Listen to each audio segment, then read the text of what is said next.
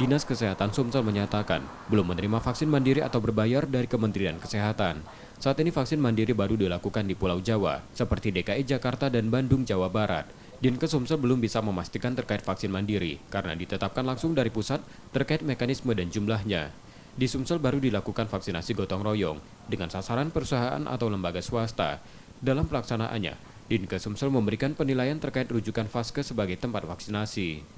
Itu yang untuk vaksin mandiri dengan berbayar itu belum ada keputusan dari Menkes untuk Sumsel, itu baru untuk DKI, untuk Bandung ya. Kita belum ada.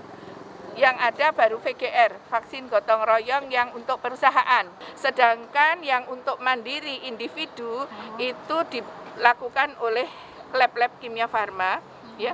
Itu baru ada di DKI Bandung, itu yang saya tahu ya. Untuk Sumsel yang jelas belum ada. Saat ini vaksinasi di Sumsel mencapai 1,5 juta dosis vaksin yang diterima dengan target 5,7 juta orang. Resi Oktora, Mokles Diferensial, Kompas TV, Palembang, Sumatera Selatan.